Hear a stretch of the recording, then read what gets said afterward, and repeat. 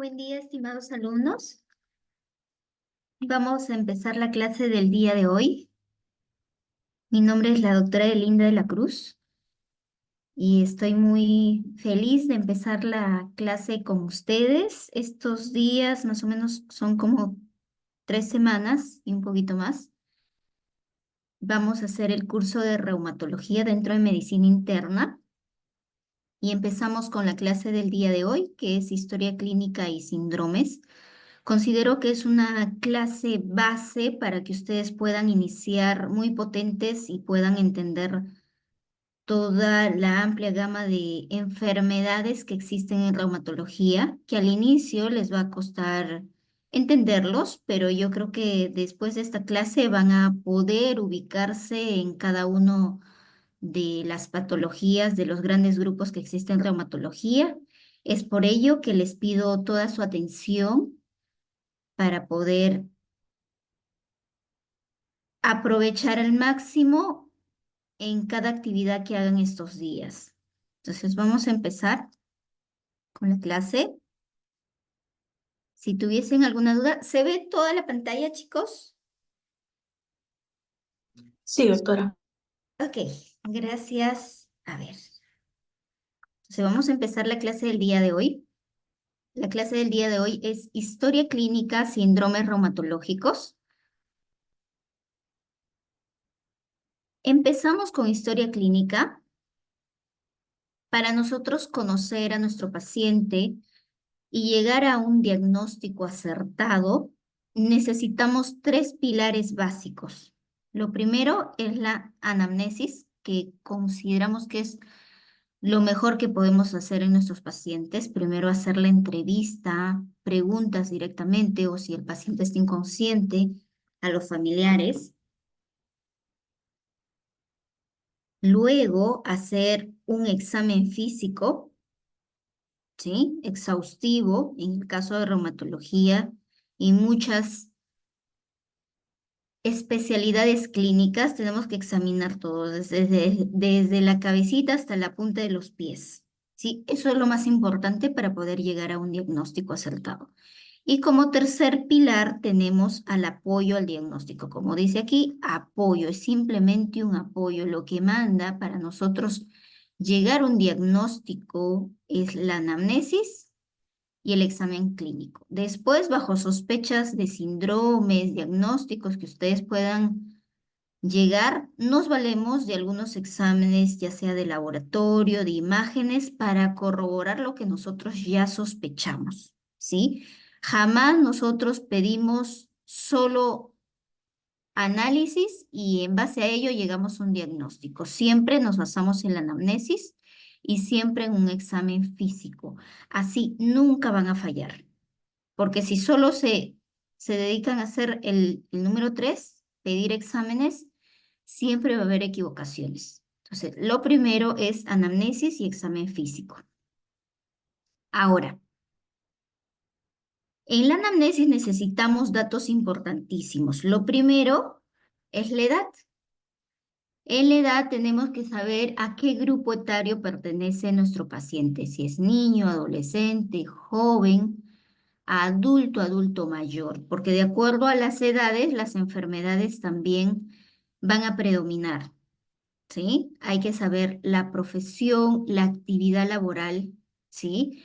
Ya sea habitual o antigua, ¿no? Por ejemplo, puede venir actualmente una persona, decirte que es docente, ¿no? Es profesor, pero hace muchos años fue empresario, negociante y cargó mucho peso, ¿no? De acá 15 años atrás, ¿no?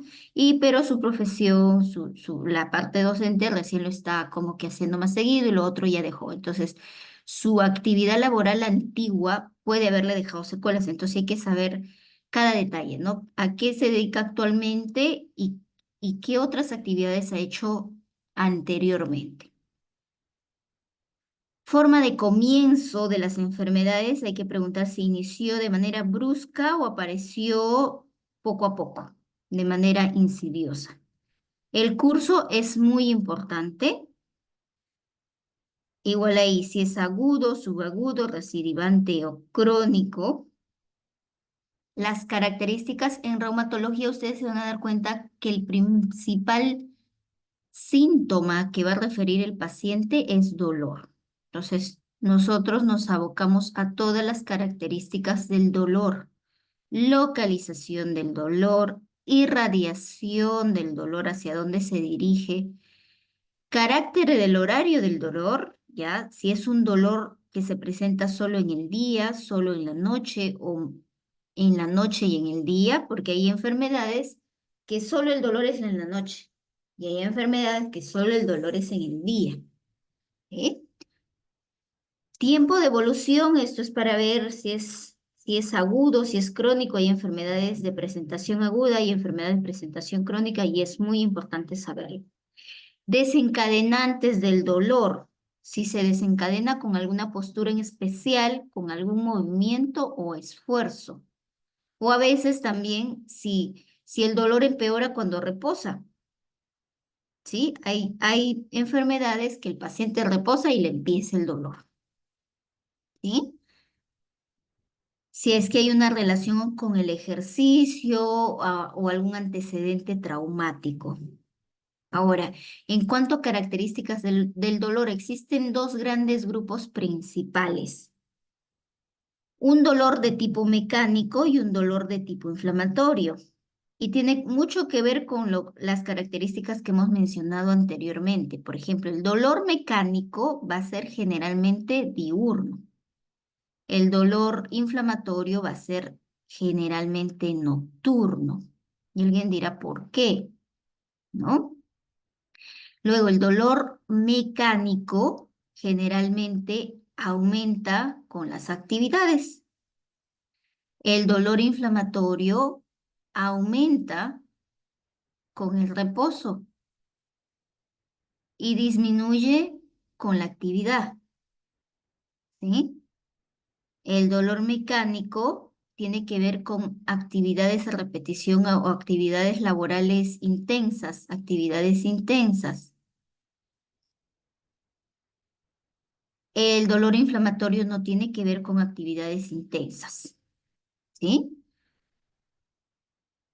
Ahora, como para darles una explicación, ¿por qué el dolor mecánico es diurno y por qué el inflamatorio es nocturno? El inflamatorio, como su nombre le indica, de fondo va a tener una enfermedad inflamatoria. Y por ahí les vamos adelantando, las citoquinas inflamatorias se liberan mayormente, en mayor proporción, en la madrugada, en la noche, ¿sí? Tienen un ciclo circadiano especial. Entonces se liberan en la noche y nuestro paciente tiene dolor nocturno y amanece con bastante rigidez. Tiene que ver con rigidez matutina. ¿Por qué? Porque las citoquinas proinflamatorias se han incrementado y al amanecer todo esto está inflamado y entonces está rígido. Y el dolor obviamente es nocturno, ¿sí? Cambio en el mecánico tiene que ver con esto, con las actividades intensas, cargar peso, traumas, golpes, deformaciones.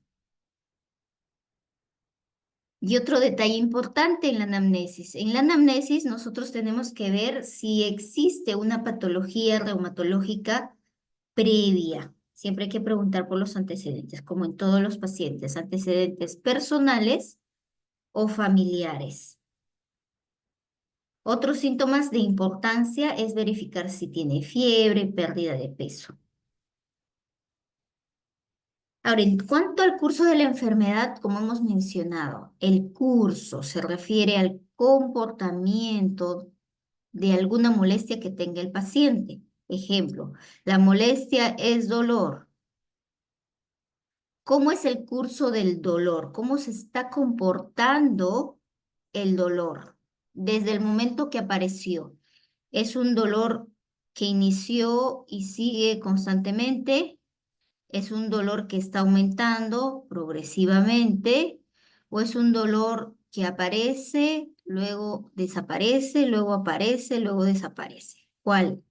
Entonces, si el dolor apareció y permanece constante en el tiempo, ¿sí? Significa que es estacionario, ¿sí?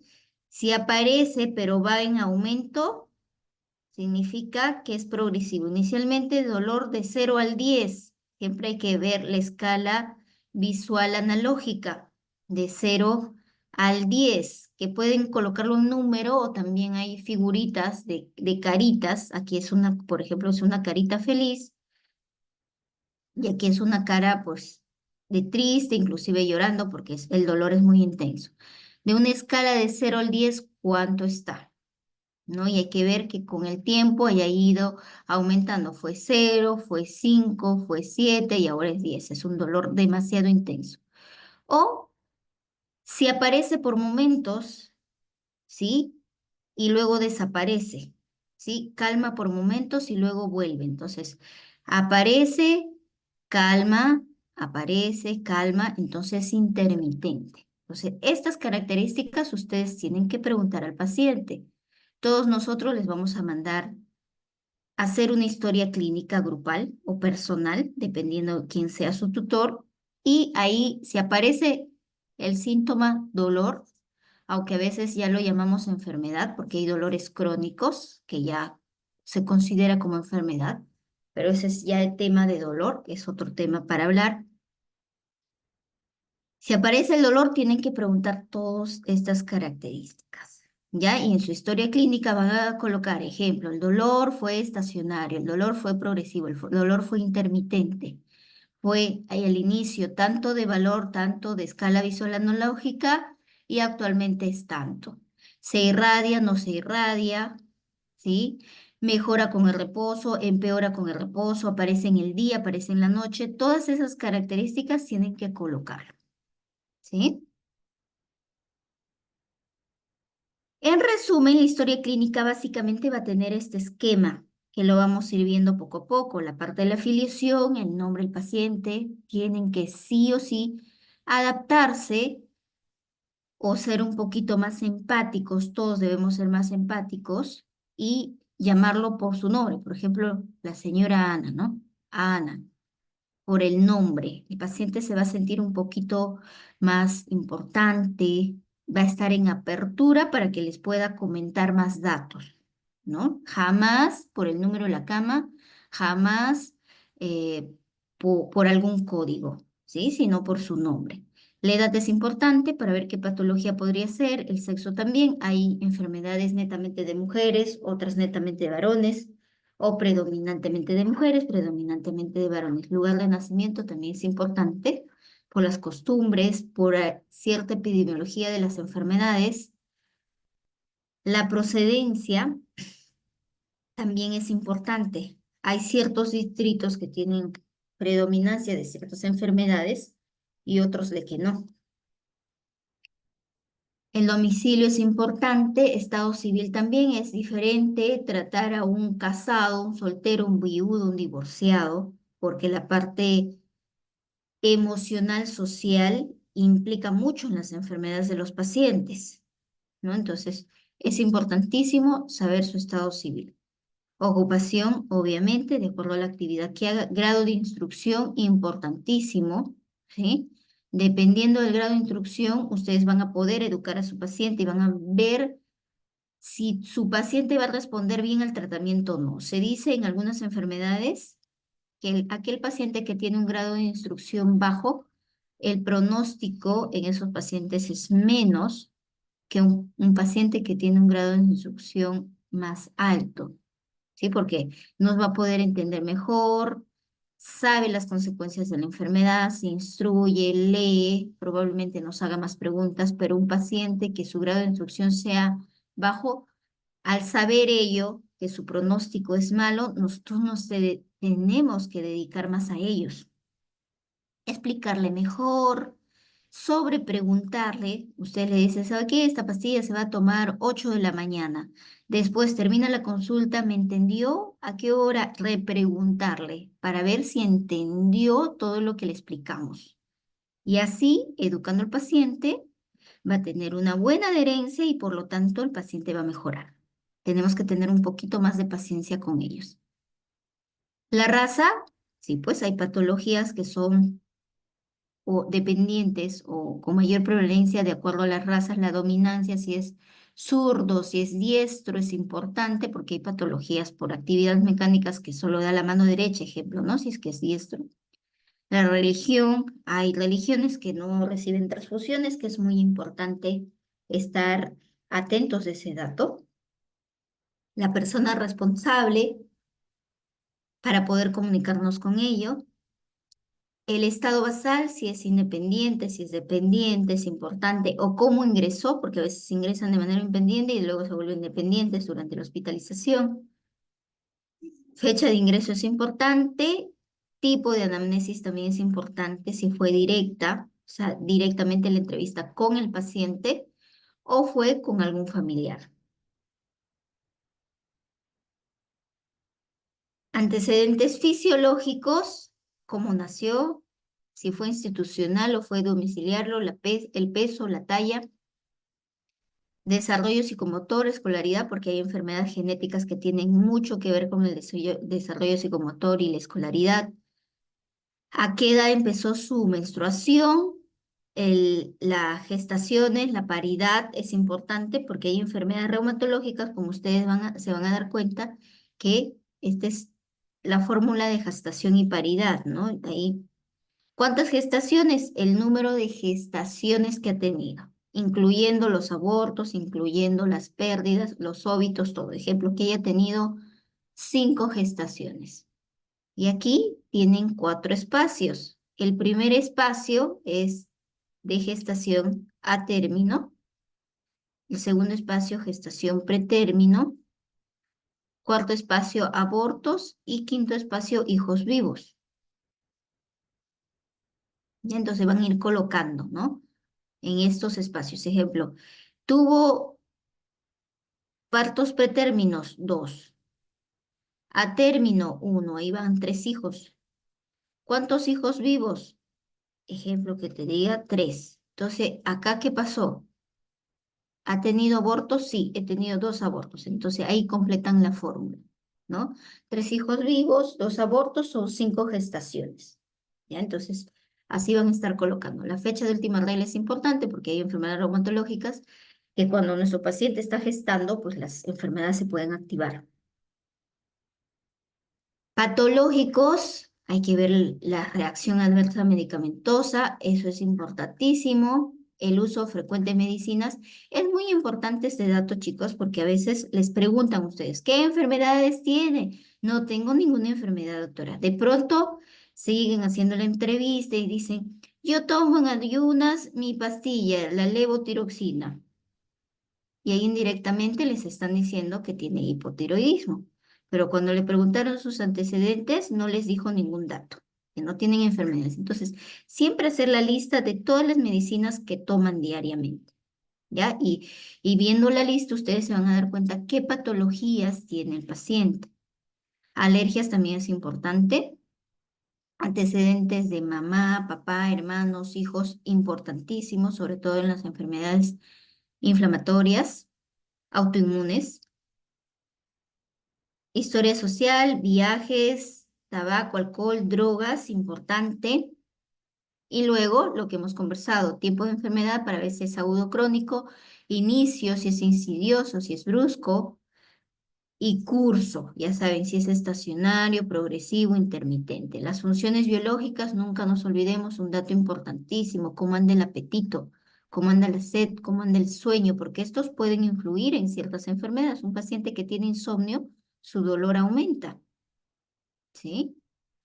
Siempre nos recomiendan dormir de 6 a 8 horas, tener un sueño reparador, pero si tu paciente no duerme, no tiene un sueño reparador, no hace el equilibrio nocturno que toda persona debe tener. Entonces, existen muchas actividades que nuestro cuerpo hace mientras dormimos. Una de ellas es la liberación de citoquinas antiinflamatorias. Si tu paciente no duerme, durante la noche se liberan algunas citoquinas antiinflamatorias. Si no duerme, su dolor va a aumentar. ¿Sí? Entonces tiene mucho que ver. Eso por darles un ejemplo, en realidad son varios motivos. La orina, si la orina está bien, si es espumosa o no espumosa, para verificar si tiene pérdidas de proteínas, las deposiciones, el sudor.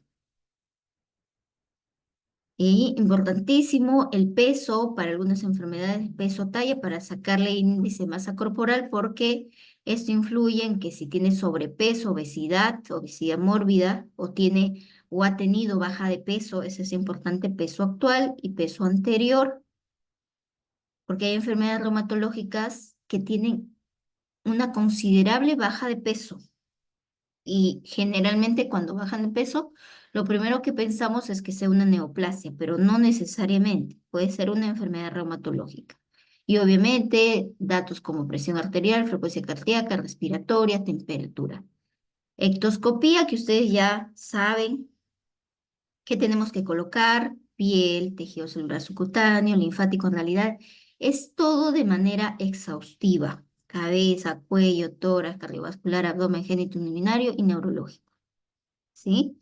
Ahora, en la parte de sistema osteomioarticular, ¿sí? Sistema osteomioarticular, la parte reumatológica, sí o sí tienen que tener estos datos, 1, 2, 3, 4, ¿ya?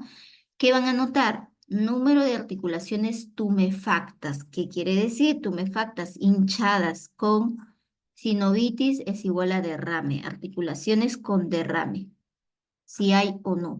En el examen físico vamos a aprender cómo se evalúan las articulaciones para detectar articulaciones con derrame, ¿sí? Y podría yo decir que derrame es sinónimo de sinovitis, porque la sinovitis, como su mismo nombre lo dice aquí, es inflamación de la sinovia. Cuando la sinovia se inflama, hay un aumento de producción de líquido sinovial. Y si hay un aumento de producción de líquido sinovial, va a haber derrame. Lo que a esto llamamos artritis. Ahora, el siguiente punto que debe estar en la historia clínica es el número de articulaciones dolorosas. Puede tener un paciente derrame y el paciente no sentir dolor en esa articulación, sí. Por eso es importante tener el número de articulaciones dolorosas que no siempre coinciden con el número de articulaciones tumefactas. Y hay que ver qué tipo de articulaciones son, si son grandes, si son pequeñas, si son medianas. Otro dato importante es tener datos de reumatismo extraarticular, ¿sí? ¿A qué llamamos reumatismo extraarticular? Aquel daño de aquella zona, ¿sí? O tejido que está fuera de la articulación, extraarticular. Entonces, ¿qué está extraarticular? Los tendones, los ligamentos, las bursas, la cápsula, la centesis, los músculos, ¿sí? Eso es el reumatismo extraarticular. Hay que ver si esas zonas hay compromiso. Otro dato importantísimo es si es que hay deformaciones. Importantísimo. Le revisan desde la cabeza hasta los pies. ¿Qué deformaciones tiene? ¿Sí? Básicamente articular, ¿no? Si tiene desviación cubital, tiene dedos en cuello de cisne, si tiene halus valgus, si tiene dedos en mazo, dedos en martillo. ¿Qué deformaciones tiene? Nódulos de Heberd, nódulos de Bouchard, todo eso hay que colocarlo, porque nos da datos para llegar al diagnóstico. Y otro dato importante es la fuerza muscular, que hay que evaluarlo por el test de Daniels. Tarea para ustedes, por favor, test de Daniels. Van a leerlo para que puedan evaluar en la práctica. Y bajo todos esos datos que han obtenido, ustedes van a llegar al diagnóstico, ¿sí? ¿Y cómo llegan al diagnóstico? Estrategias en reumatología para llegar al diagnóstico. Tenemos nosotros 3 estrategias para llegar al diagnóstico. La principal estrategia, la que principalmente usamos, es el síndrome etiológico. Entonces, hicieron toda la evaluación clínica y ustedes llegan y dicen, voy a ubicar mis síndromes. Lo primero que tienen que hacer es buscar qué síndromes he encontrado. Y de acuerdo a sus síndromes, agruparlos y decir qué enfermedades probablemente sean. ¿Sí? Entonces aquí, el primer enfoque es síndrome, busco mis síndromes y luego busco la etiología. El segundo enfoque, hay enfermedades que no tienen signos y síntomas. Ustedes saben que el, el síndrome es una agrupación de signos y síntomas, ¿sí? Pero hay enfermedades que no tienen signos y síntomas, son asintomáticas. Una de ellas es la osteoporosis, no tiene síntomas. Entonces, ¿cómo hacemos el diagnóstico si no agrupamos por síndromes enfocado en factores de riesgo? Vamos a buscar los factores de riesgo y vamos a hacer los diagnósticos. Y el tercer punto, la tercera estrategia que hacemos para hacer el diagnóstico es en situaciones especiales. Nos basamos en situaciones especiales. Por ejemplo, ¿no? La lumbalgia va a ser una lumbalgia inflamatoria o mecánica. Si tiene datos para inflamatoria, inmediatamente yo voy a ubicar un grupo de enfermedades. Si tiene datos para mecánica, otro grupo de enfermedades que me va a ayudar a llegar al diagnóstico. Y otra situación especial, por ejemplo, el colapso vertebral que puede tener varias causas. Una de ellas puede ser la complicación, no la misma enfermedad de la osteoporosis, sino la complicación por osteoporosis o algún trauma. Y el paciente va a tener el síndrome de la cola de caballo, que por favor lo van leyendo. Cuando hay un colapso vertebral, podría haber el síndrome de la cola de caballo. ¿Ya? Hay que leerlo, por favor. Les dejo de tareita, ya van dos tareas. Desde Daniel y síndrome de cola de cabello, para los que tengan práctica conmigo, vamos a estar preguntando. Igual lean todos, porque es muy importante que lo sepan. Ahora, enfoquémonos en lo principal, en la principal estrategia, que es el enfoque síndrome etiológico. ¿Cómo hacemos el diagnóstico mediante ese enfoque? Y lo que hacemos, ubicamos los síndromes, todos los síndromes, después de haber evaluado, probablemente tu paciente tenga un síndrome anémico, solo por poner un ejemplo, y probablemente tu paciente, ejemplo, nada más, tenga un síndrome de monoartritis o poliartritis o lo que quieras llamarlo. Entonces, tu síndrome va a tener 7 causas probables. ¿El síndrome anémico tiene causa infecciosa? Sí. ¿Tiene causa inflamatoria no infecciosa? Por supuesto. ¿Tiene causa metabólica? Sí. Congénita también. Neoplasia también. Traumática por sangrado también. Medicamentosa. ¿Sí? Cuando ustedes, al revés, ¿no? Les pregunten causas de algún síndrome, de algún signo, de algún síntoma, siempre van a tener 7 respuestas. Y es más, yo, ejemplo, ¿no? Les pregunto, causa de monoartritis, ¿no? Por ahí algunos de ustedes me van a decir, doctora, ¿cuál de las causas desea? ¿La causa congénita, la causa traumática, la causa medicamentosa o la causa infecciosa? Ya, por ahí les diré infecciosa, ¿no? O sea, cuando les pregunten causas de algún síndrome, algún síntoma, tienen al menos 7 respuestas. Jamás se pueden quedar callados. 7 grandes grupos de respuesta. ¿Sí?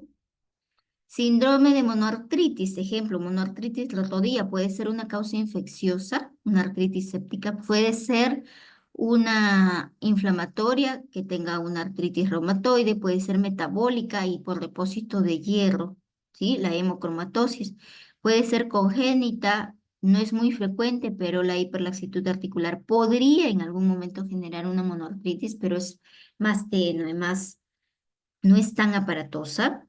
Una neoplasia, por supuesto, hay neoplasias de tumores sólidos o hematológicos que pueden generar artritis. Traumáticas, un deportista, un futbolista se golpea la rodilla y tiene una monoartritis. Causas medicamentosas, hay medicamentos que generan dolores articulares, ¿sí? Hace poco, hace 2 días, tenía un paciente que estaba en tratamiento antituberculoso y todas las articulaciones, un par se inflamaron y todo el resto le dolía. Entonces tenía una oligoartritis y además tenía un reumatismo extraarticular generalizado. los tendones, los ligamentos, los músculos le dolía, después del tratamiento anti-TB. Entonces, causas de eso. Puede ser infecciosa, la misma TB, por supuesto. Puede ser inflamatoria, la misma TB, por supuesto. Metabólica, por ahí descartamos, congénita tampoco, neoplásica también, traumática. Y puede ser medicamentosa. Por ejemplo, teniendo esta lista, tengo 3 causas probables. Descartamos todas estas y nos quedamos con la medicamentosa. Ya en el caso particular, ¿no? Del paciente de hace días.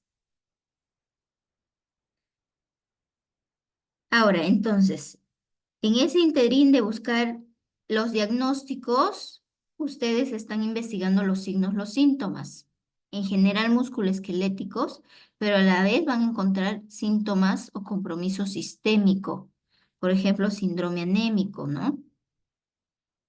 O de pronto van a encontrar obesidad o sobrepeso, aumento de peso. De pronto van a encontrar fiebre, de pronto van a encontrar púrpura. Entonces, estos no son signos o compromisos netamente articulares reumatológicos, escapan la parte articular. Entonces, ¿qué está teniendo? Aparte de tener signos y síntomas musculoesqueléticos, tu paciente está teniendo compromiso sistémico de otros sistemas, ¿sí? Y cuando tu paciente tiene dolores articulares tendinosos, lo primero que tienen que aprender ustedes, le duele la rodilla. En la rodilla no solo está la articulación, sino también están los ligamentos, los tendones, las bursas. Entonces, ¿qué van a hacer? Detectar si ese dolor de rodilla es articular, tiene artritis o es un dolor extraarticular. ¿Sí? Eso lo van a aprender en el examen físico. Entonces, tenemos que definir el tipo de compromiso de nuestro paciente, si es articular, extraarticular y además si es que tiene sistémico. Este dato les va a ayudar bastante a determinar si se trata de una enfermedad sistémica. Inmediatamente, cuando ustedes encuentren una manifestación reumatológica, ejemplo, ¿no? Manifestación reumatológica de una enfermedad sistémica, por ejemplo, no reumatológica, dice acá, ¿no? Ejemplo, una artralgia, ¿no? Esa artralgia se debe, ejemplo, si fuera no reumatológica, ejemplo, ¿no? Las enfermedades metabólicas como la diabetes, el hipotiroidismo pueden tener dolores articulares, ¿ya? O también ustedes pueden decir, ese dolor articular, la artralgia, es una manifestación, es una manifestación de una enfermedad reumatológica o no. Puede ser lupus, puede ser artritis, ¿sí? O ejemplo, ¿no? El síndrome anémico es una manifestación de una enfermedad reumatológica o no. Entonces, todas esas preguntas se tienen que hacer al momento de hacer la anamnesis para ir viendo qué enfermedad podría ser. Ahora, en el compromiso sistémico, ustedes tienen que verificar qué datos están encontrando. Si su paciente tiene datos para glomerulonefritis, es decir, tiene orina espumosa, la sangre algo como té cargado o rojo, ¿sí? Por ahí hay indicios de edema, de párpados, de piernas, probablemente sea una glomerulonefritis. Le examinan el pulmón, hay derrame pleural, hay ausencia de ruidos. Le examinan el pulmón, encuentran ruidos velcro, quizá tenga un EPIP. Le evalúan la piel, encuentran rash, encuentran púrpura. En la parte muscular encuentran debilidad muscular. Para ello utilizamos, existen varios test, pero lo que frecuentemente buscamos, porque es un poco más práctico, el test de Daniels. Le evaluamos y verificamos si hay debilidad muscular, si tiene fiebre, si tiene fatiga, si tiene compromiso vascular, si tiene fenómeno Raynaud, si tiene hipertensión pulmonar. Entonces, si tiene alguno de estos datos, ya tiene tu paciente un compromiso sistémico. O sea, no se trata de una enfermedad sencilla, sino se trata de una enfermedad que hay que verificar si es autoinmune, no autoinmune, de qué tipo. Ejemplo, ¿no? En el examen clínico ustedes le encuentran a paciente, ¿no? Viene y les dice que no puede subir escaleras, le falta la fuerza. La orina lo encuentran hematúrica, algo roja. Le evalúan la orina, le piden examen de orina y le encuentran cilindros granulosos. Y en el examen de creatinina le encuentran elevada. O sea, hay un compromiso renal sí es evidente. Un compromiso de debilidad, sí. Dificultad para subir escaleras, por supuesto. Y tu paciente viene con dificultad para respirar y encima está eliminando sangre por la boca, hemoptisis. Por esta disnea, tú dices, lo primero que tengo que hacer es pedirle una placa radiográfica. Hay apoyo al diagnóstico, ¿no? Y ves este pulmón blanco, ¿sí? Lesiones algodonosas, bilaterales, pulmón blanco, ¿sí? ¿Qué es? Tienen que buscar la triada. Entonces aquí, examen físico, disnea, la triada, dificultad respiratoria, más hemoptisis, más anemia. Esto hace la triada para una hemorragia alveolar difusa. La hemorragia alveolar difusa, como están viendo en imagen, puede tener varias causas. La primera causa puede ser una vasculitis, vasculitis primaria, y la segunda causa un lupus eritematoso sistémico, ¿sí? Entonces, cuando vean esto, o es una vasculitis o es un lupus, ya, pero siguen evaluando, evalúan la piel y miran qué encuentran en la piel. Las lesiones como si fuera una malla violácea, ¿no? Le presionan, no cambia de color, sigue violáceo, ¿sí? Y algo frío. Esto es un livedo racemoso. También les invito a leer livedo, clasificación de los livedos. Hay un livedo fisiológico, hay un livedo racemoso, ¿sí? Entonces, el livedo racemoso es característico de que si ven el livedo racemoso que no desaparece ni presionándolo ni calentando al paciente porque tiene frialdad, no desaparece, probablemente sea algún tipo de vasculitis, en primer lugar, que puede ser primario o puede ser secundario. Puede ser un síndrome antifosfolipídico también. Y entonces, ven livedo, tienen estas dos causas, principalmente. Están examinándolo y de pronto en este pie izquierdo tiene fuerza, le presionan, hay fuerza, le presionan, hay fuerza, tanto en flexión como extensión hay fuerza. Le piden al paciente aquí, le presionan el dedito, el primer dedo, el primer ortejo, el hallux. Le presionan y de pronto el paciente no tiene fuerza. No, le presionan para extensión tampoco tiene fuerza. Tiene un pie caído. Le presionan aquí, no tiene fuerza. Entonces es el síndrome de pie caído. El síndrome de pie caído puede dar en vasculitis.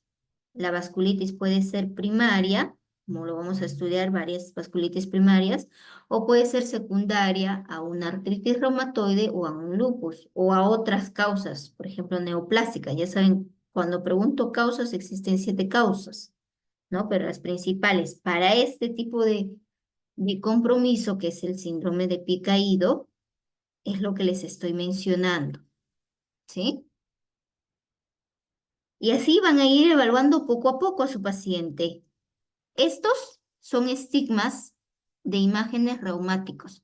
Esto es un estigma clínico reumático. El pie caído es otro estigma clínico reumático. El ojo rojo es otro estigma clínico reumático. Cuando tu paciente tiene ojo rojo, descartar una enfermedad inmunológica. Tu paciente tiene púrpura, también. Tu paciente tiene fenómeno de Raynaud, también el fenómeno de Raynaud tiene muchas causas. Por ahí les voy a pasar el link al delegado, el delegado que me escriba, por favor. Tiene muchas causas y también les invito a leer. Existe causas primarias, causas secundarias, ¿sí? Y cada uno tiene ciertas características especiales, pero dentro de las causas secundarias están las enfermedades reumatológicas. Y como les dije, cuando alguien les pregunta causas, ¿cuántas causas tiene? 7 causas. ¿Ya? Pero de las causas secundarias, Existen causas inflamatorias, causas neoplásicas, causas metabólicas, de las que puedo mencionarles. ¿Sí? Entonces, ¿qué es el fenómeno Raynaud? Es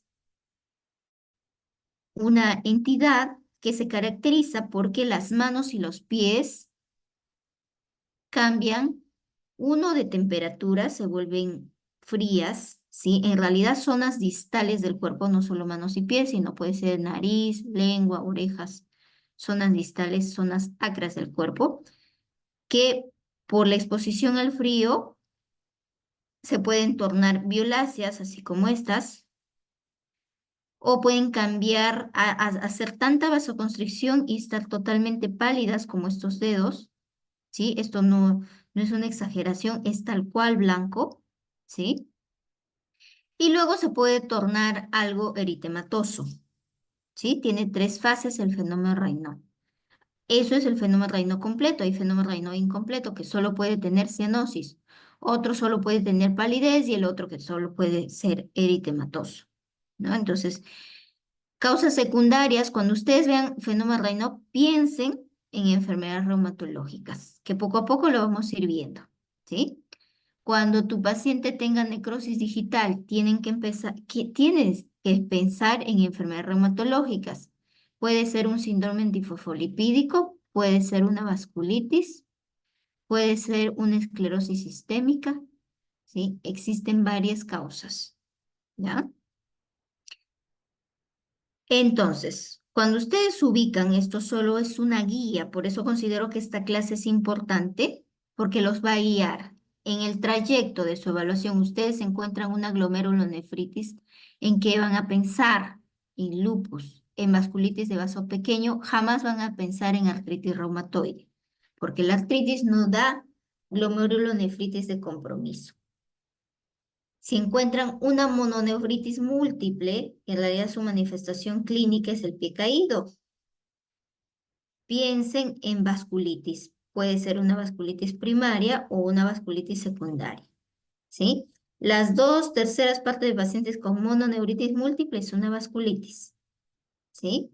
Cuando tengan un paciente con ojo rojo y el oftalmólogo diga tiene uveitis, inflamación de la uvea, ¿sí? La uvea es la capa que está en el ojo, la capa negra, por eso se llama uvea, porque se parece a la uva negra, ¿sí? Lo vamos a ver en la práctica en algunos pacientes. Entonces, esa capa que tiene color de la uva negrita, se inflama, ¿sí? Y cuando se inflama en algunas enfermedades, como las espondiloartropatías seronegativas. ¿Quiénes son esas enfermedades? La espondilitis anquilosante, la enfermedad Reiter, artropatía psoriásica, enfermedad de Crohn, las asociadas a enfermedad inflamatoria crónica, enfermedad de Crohn y colitis ulcerativa. Y este grupo de enfermedades es una enfermedad autoinmune que tienen como marcador inmunológico es el HLA-B27. Y existen varios tipos de uveitis, uveitis anterior, posterior, panuveitis, pero la uveitis que se presenta en este grupo de enfermedades generalmente va a ser una uveitis anterior. Si el oftalmólogo nos manifiesta y nos dice, en este momento está presentando una uveitis anterior, sospechemos en estas enfermedades. Y este cuadro es importantísimo, ¿por qué? Porque mira, aquí tienen algunas manifestaciones reumatológicas como la artritis, inflamación de la articulación. ¿En qué enfermedades va a haber inflamación de la articulación? En enfermedades metabólicas, en enfermedades neoplásicas y en infecciones. Y en otras causas más. Esto es solo un resumen. Reumatismo articular, inflamación de tendones, bursa, ligamentos, cápsulas. ¿En qué enfermedades? Metabólicas, neoplásicas, infecciones. Vasculitis, ¿en qué enfermedades? Metabólicas, neoplásicas, infecciones. Miopatía, inflamación del músculo, metabólicas, neoplásicas, infecciones. Esclerodermia, significa rigidez, aumento de rigidez de la piel, ¿no? De la dermis. En enfermedades metabólicas, neoplásicas, infecciones y otras causas más. ¿En quiénes va a tener osteoporosis? En enfermedades metabólicas, neoplasias. ¿En quiénes va a dar artrosis? Aparte de la artrosis primaria, la artrosis por enfermedades metabólicas. Ahora, en cuanto a análisis, ¿qué pacientes tienen ANA positivos? Que son anticuerpos para enfermedades autoinmunes, ¿sí? Las seropositivas, anticuerpos antinucleares, lo que llamamos en resumen ANA. ¿Quiénes tienen ANA positivo? Y otro anticuerpo, inmunoglobulina. El factor reumatoide es positivo. ¿En qué enfermedades? Aparte de las enfermedades reumatológicas, en enfermedades metabólicas, neoplásicas, infecciones. Entonces, con este cuadro, ¿a qué llegamos a concluir? Que ustedes, si tienen una vasculitis, una artritis, un ANA positivo, un factor reumatoide, obviamente van a pensar en alguna enfermedad reumatológica, pero además tienen que descartar estas otras enfermedades. ¿Sí? Es un poco complejo, pero sí es posible hacerlo. Tienes que pedir todo para descartar neoplasias, tienes que preguntar otros datos, si bajó de peso, si está con síntomas B, bajo de peso, sudoración, cuántos kilos bajó en cuánto tiempo, si tiene fiebre, ¿no? Si es infecciosa, ver otros datos, qué otros síntomas tiene, si es metabólica, si es diabético, si es hipotiroideo, si tiene depósito de hierro en las articulaciones, como la hemocromatosis. Hay tantas enfermedades metabólicas que causan lesiones en las articulaciones o manifestaciones reumatológicas. Entonces, si hay una manifestación reumatológica, no necesariamente es propia de reumatología, pero estamos obligados a descartar todo esto. Por eso, la complejidad, entre comillas, de la especialidad. Pero como ya estamos adaptados, descartamos todo. Y ustedes lo mismo, en estas semanas que van a estar con nosotros, se van a adaptar a ello. Ahora, algo importante, ustedes dirán, doctora, hace rato mencionó que yo tengo que distinguir entre dolor articular y exarticular. ¿Cómo lo hago? Si mi paciente, ejemplo, lo más característico, ¿no? Viene por dolor de rodilla. ¿Cómo sé si ese dolor de rodilla es articular o extraarticular? ¿Cómo me doy cuenta? Examinando. ¿Cómo es el dolor? Vas a preguntar si ese dolor es difuso o tiene algún punto doloroso en alguna zona. Si es articular, va a ser difuso, toda la rodilla. Si es un reumatismo articular, ejemplo, te va a decir en la parte interna de la rodilla, en donde es la pata de Hanso. Ejemplo, ¿no? Solo estoy poniendo un ejemplo. Puede ser otro tendón también. En esa zona me duele. Presiona si le duele, ¿no? La movilidad está afectada cuando es un compromiso articular, tanto la movilidad activa como pasiva de estar afectada. O sea, tanto como que el paciente moviliza la articulación como cuando tú lo haces, el movimiento, la flexión-extensión de la rodilla. En ambos tiempos, en el compromiso articular va a estar presente el dolor. En cambio, en el reumatismo articular, imaginemos que le duele la rodilla, pero le duele la pata de ganso, va a haber dolor solo en la evaluación activa. ¿Tú le movilizas la rodilla, flexión, extensión? No, no me duele. A ver, hágalo usted, flexione, extienda. Ay, sí, me duele esta zona, en la zona medial, en la zona donde está la pata de ganso. Entonces, cuando haya dolor al movimiento activo, ¿por qué en el movimiento activo? Porque ahí trabaja el tendón tiene que hacer la fuerza, ¿no? En este caso el tendón de pata de ganso, y por eso duele, ¿sí? A maniobras de contrarresistencia, a movimientos específicos, cuando haya esos dolores a esas maniobras o movimientos, se trata de un reumatismo articular. Otra diferencia, va a haber derrame solo cuando hay compromiso articular. ¿Por qué en el articular? Porque en la articulación hay sinovia. Y si hay sinovia, si esa sinovia se inflama, el derrame va a ser común. En cambio, en el reumatismo extraarticular, el compromiso no es de sinovia. El compromiso es extraarticular, como su mismo nombre lo indica. Entonces, el derrame va a estar ausente. ¿Sí? Entonces, eso lo vamos a hacer en la práctica. Y otro dato importante, chicos, es saber el tipo de compromiso articular que tiene su paciente. ¿Qué compromiso articular tiene mi paciente? De acuerdo, punto número 1, punto número 2, 3, 4 y 5. ¿Qué características yo debo ver en el compromiso articular que tiene mi paciente? ¿Cuántas articulaciones están inflamadas? ¿Cuánto tiempo tiene esa enfermedad? Distribución del compromiso, si es derecha, izquierda, es simétrico, asimétricos. El patrón de compromiso, si ese patrón va en aumento, va en disminución, es intermitente, ¿cómo es? Si hay síntomas fuera de la proporción a los hallazgos en el examen físico que facilitan el diagnóstico diferencial, lo que yo les decía, ¿no? Los compromisos sistémicos que nos ayudan a ver si es que solo es articular o extraarticular o hay algo más. Ya conociendo las enfermedades, que ahora lo vamos a conocer a grandes rasgos, pero son datos importantes para que ustedes puedan diferenciar, se van a dar cuenta, ¿sí? Entonces, vayamos por el primer punto. Número de articulaciones afectadas.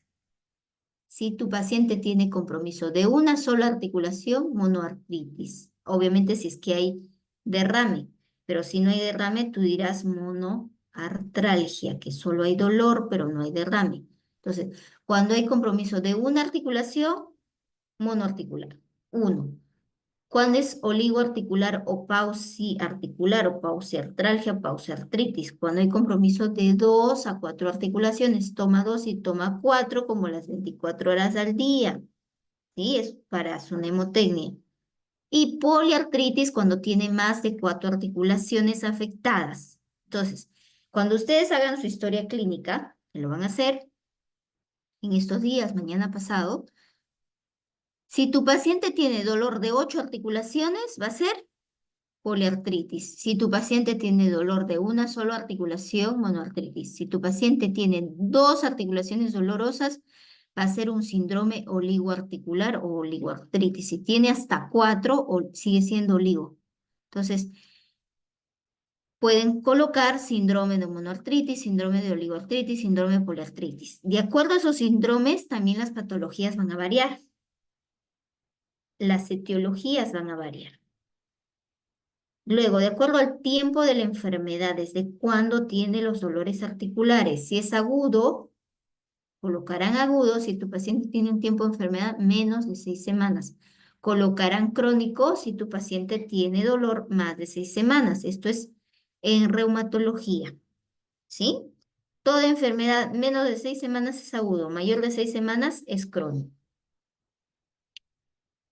Distribución de compromiso. Ahí se tienen que fijar si el dolor es simétrico, asimétrico, es axial, si es de columna, si es periférico, el resto de las articulaciones que no sea de columna, cervical, dorsal, lumbar, y articulación sacroiliaca. El tamaño de las articulaciones afectadas, si es pequeñas articulaciones, medianas o grandes. Tienen que ver la distribución de compromiso, qué articulaciones están tomadas, qué articulaciones se respetan. Distribución en las manos y en los pies es importante, distribución secuencial. Todo esto es importante porque hay ciertas enfermedades que tienen predisposición por ciertas articulaciones. Y si ustedes saben esos datos, el diagnóstico va a ser muy claro, ¿sí? Entonces, ¿a qué llamamos nosotros simetría? Vamos a decir que es simétrico, ¿sí? Cuanto más del 50% de las mismas articulaciones, es decir, ejemplo, muñeca con muñeca, codo con codo, están comprometidas en ambos lados del cuerpo, más del 50%. Y en pequeñas articulaciones, por ejemplo, las metacarpofalángicas, las interfalángicas proximales, ahí la simetría no es absoluta, es decir, primera metacarpo con primera, segunda con segunda, no. Es por grupo. Metacarpo, todo el grupo de las metacarpofalángicas, todo el grupo de las interfalángicas proximales y todo el grupo de las interfalángicas distales. Basta una de ellas del lado derecho para el lado izquierdo, cualquiera, para decir que es simétrico. Así como esto, ¿no? Por ejemplo, aquí está afectado la segunda y tercera interfalángica proximal, aquí solo la segunda. Pero podemos decir que según acá hay 2 articulaciones y acá hay una. ¿Y es simétrico? Sí, decimos que es simétrico. Aquí las distales, esta es la tercera y la cuarta distal, esta es la segunda y la tercera. ¿Es simétrico? También es simétrico en cuanto a las interfalángicas distales. ¿Sí? Si fuera solo una muñeca, por ejemplo, aquí sí, muñeca izquierda comprometida, pero no la derecha, entonces esto sería asimétrico. Ahora, existe otro tipo de simetría, solo simetría intraarticular. Por ejemplo, aquí vemos una radiografía de rodillas comparativa de pie y trazamos una línea imaginaria a la mitad de las rodillas, a nivel de las espinas tibiales, ¿sí? Y verificamos la simetría, si el espacio articular, tanto el lado medial como el lado lateral, está simétrico o asimétrico. Hay enfermedades que comprometen tanto el lado interno como el lado externo. Si compromete ambos, nosotros vamos a pensar que son enfermedades sistémicas. Pero si compromete solo de este lado y de este lado se respeta, puede ser una enfermedad mecánica, por ejemplo, algún golpe, algún trauma que he tenido anteriormente. Esto puede ser una artrosis y esto puede ser una artritis reumatoide. Entonces, de acuerdo a la ubicación de la simetría o simetría, podemos nosotros diagnosticar enfermedades. Distribución del compromiso, si es axial o es periférico. Axial nos referimos cuando hay compromiso de columna, ¿sí? Básicamente lumbar y sacroiliaca. Y ahí en ese caso nosotros tenemos que verificar si la lumbalgia es patrón inflamatorio, que algo hemos conversado ahí, si el dolor se presenta a nivel del glúteo. A nivel del glúteo está la articulación sacroiliaca y ese dolor si es alternante o es permanente. Y verificamos si hay sacroileitis, inflamación de la articulación sacroiliaca con estos test. Uno de ellos es el test de Patrick-Favere y el otro test, el test de Gaensley. ¿Ya? El test de Patrick-Favere, ¿sí? ¿Cómo lo realizamos? Paciente en decúbito dorsal. El examinador, lo que hacemos es que el paciente haga una, porque está escrito aquí en realidad en letras y no corridas, sino así en mayúscula, porque es el acrónimo de la flexión, ¿sí? Abducción y rotación externa, ¿ya? La flexión de la rodilla, la abducción, abducción y rotación externa. Entonces, a ese movimiento aquí es 90 grados, con el pie sobre la otra rodilla, presionamos aquí, el examinador presiona aquí en la rodilla y en simultáneo presiona el ilio, ¿sí? De la caderita aquí, ¿ya? Si hay dolor, ¿dónde sería el dolor para que sea test de Patrick-Favere positivo? Si hay dolor en la zona del glúteo, ¿sí? Posterior, o sea, posterior, pero más o menos posterior, ¿ah? Solo estoy dibujando porque no puedo verlo del glúteo. A ese nivel va a haber dolor si yo presiono tanto en la rodilla como en el ilion aquí. Pero el dolor va a ser en la rodilla que está flexionada. ¿Sí? Al lado, en el glúteo, en la cual la rodilla está flexionada, ¿sí? Detrás. Entonces aquí sería un Patrick-Favere positivo y hay que sospechar de una espondilortopatía seronegativa. Y el test de Gaensley, que también es en decúbito dorsal, al borde de la camilla, hacen una flexión máxima aquí, con una extensión máxima del muslo y el dolor debe ser en esta zona, en el glúteo posterior, ¿no? A nivel de donde acabo de marcar, pero atrás. Distribución de compromiso articular. Hay enfermedades que tienen un compromiso articular de grandes articulaciones, medianas y pequeñas, todo. Pero, por ejemplo, aquí les voy dando datos importantes. ¿Qué articulaciones están tomadas? Ahora, en el caso de la gota, la enfermedad por depósito de cristales de urato monosódico, la gota de inicio es en mano, no, ¿ya? Van colocando no. ¿Hay artrosis en codo? Generalmente no. Y si ven artrosis en codo, generalmente si es que encuentran artrosis en codo es causa secundaria, hay un secundarismo, no es una artrosis primaria, ¿ya? ¿Existe sacroileitis en artritis reumatoide? No, ¿sí? Vamos contestando estas preguntitas. ¿Qué articulaciones están respetadas en el caso de metacarpofalángicas, interfalángicas distales y axiales? ¿Ya? Hay ciertas enfermedades que respetan esas articulaciones, que lo vamos a ir viendo poco a poco. ¿Qué articulaciones están tomadas? Por ejemplo, artrosis en codo, hemos dicho que primaria, artrosis primaria en codo generalmente no se da, debe ser secundaria a algo, a un golpe, algún trauma, alguna infección de hace muchos años atrás. Sacroileitis jamás en AR no da. Artritis reumatoide con compromiso de interfalángicas distales tampoco. Y las axiales, si hay compromiso axial en las espondiloartritis, sobre todo en las espondiloartritis cero negativas. Y aquí, ¿no? ¿Qué articulaciones están respetadas? Estos son datos importantes. Mira, ¿qué articulaciones están respetadas? Las metacarpofalángicas, ¿sí? Están respetadas en la artrosis. Las interfalángicas distales están respetadas en la artritis reumatoide, o sea, no las compromete. El hombro, la cadera es inusual en la gota, ¿sí? Y las axiales es inusual o no está comprometido la columna en la artritis reumatoide. Eso es por lo general. Entonces, este dato ustedes lo tienen que tener bien claro, porque les va a dar unas señales para que puedan tomar decisiones en cuanto al diagnóstico, si se parece o no. Y este cuadrito también considero que es una de las más importantes. ¿Por qué? Porque aquí les dice la enfermedad y el compromiso que da, como un resumen, compromiso articular en mano y en pie.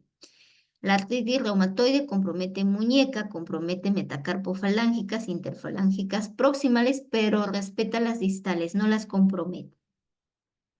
En la artrosis puede dar interfalángica proximal, distal, la primera carpometacarpiana, pero respeta metacarpofalángicas, no da en las metacarpofalángicas.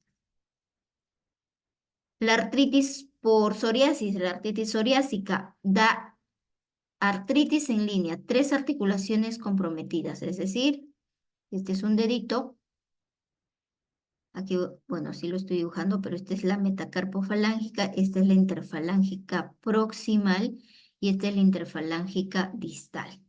Y todo esto es hinchado aparte de la artritis. Hay otros datos importantes que no solo llamamos dedo en salchicha. No solo hay artritis en línea, sino hay inflamación del tejido celular subcutáneo, ¿sí? Inflamación de los ligamentos, de las cápsulas, ¿ya? Entonces, a eso llamamos dactilitis